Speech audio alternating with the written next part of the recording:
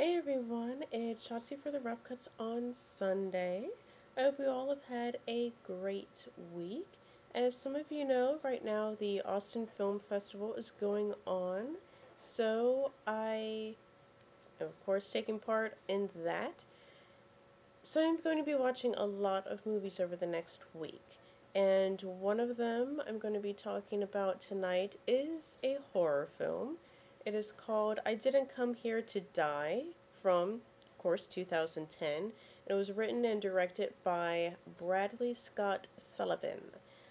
This film, it takes place in Texas. It was shot all in Austin and surrounding areas of Austin, such as Bastrop, Kyle, and it's about six people, young people, who sign up for a humanitarian project in which they're going out to the woods to create a campsite for some inner city kids.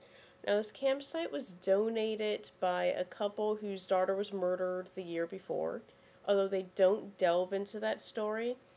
And basically, the plot of this film is everything that could possibly go wrong does. Like when you volunteer for something. For any of you who've ever volunteered for something like Habitat for Humanity, things like that, people are working with a lot of equipment that oftentimes they have never used before, and a lot could happen. That's what goes on in this film. It's very low budget, and you can kind of tell that. No, you can't tell that. You can tell that's low budget when you see it. But they do a decent job for the budget that they had. Some aspects of it kind of bugged me, like the whole yellow wash. I don't know if there's a technical term for that. There probably is. I don't know it, but the whole film has a yellow tint to it, as well as the kind of washed look, sort of a throwback to the 70s horror, and I think it's an homage to that, but at this point in time, I think it's kind of been overdone in a lot of films. That bugged me, and then just a personal pet peeve of mine, days shot for night scenes annoy me, and there are a lot of those in this. Granted, the Texas woods aren't exactly conducive to night shoots, so I can understand that. I can forgive that, especially considering the budget that they had. Now, the acting in this, most of the actors in this haven't done a lot of work. Most of them, this is either their first acting job or they've been extras and other things. So, taking that into consideration, it's decent. It's not great.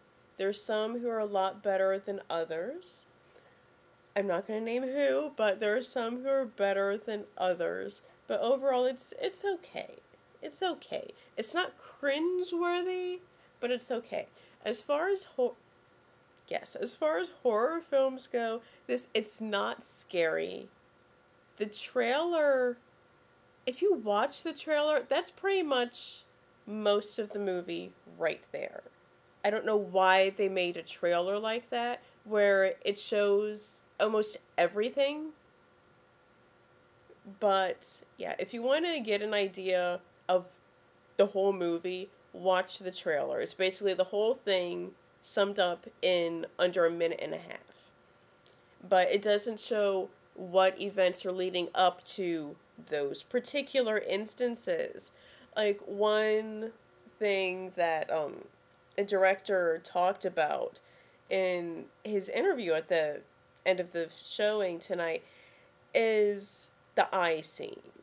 In the film, or rather in the trailer, you will see one of the actresses, she gets her eye poked out on a stick. Now, he said that something like that actually happened to his girlfriend, where she almost, literally lost her eye. She had, thing go into her eye, the eyeball itself. And so that influenced that kind of scene. There's also a thing in there with the chainsaw. He said that was, inspired by something that his dad did with the chainsaw and how easily that sort of thing could happen. So he had some inspiration from real life also from volunteering, of things that could happen, and that was inspiration for this film.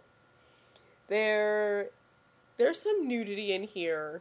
You've got boob shots, for people who need boob shots, and this film kind of needed that. I hate to see it, but it kind of did. It was pointless in here, but yeah, it needed something at some point in time. There's comedy in here too, although it's not as funny as some of the audience members thought. And I think the audience members are just really laughing because they're with one of the actors in the film, so I can get that. I get that. But yeah, I give this like a 3 out of 5. It was entertaining. It's not great by any means, but it's entertaining. Check it out. I wouldn't watch it in a theater, but I'd watch it. If it was on Netflix, I'd watch it. Rainy day or something.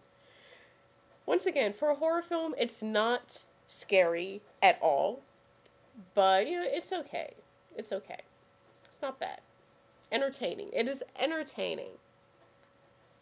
So, it's like my reviews are getting worse and worse every week. Oh well, I will see you all next week. Also, on my regular channel, I'll probably be talking about some of the other films that I've seen during this time. Like tonight I saw I Didn't Come Here to Die, as well as Main Street. So I might be talking about Main Street. Still not sure yet.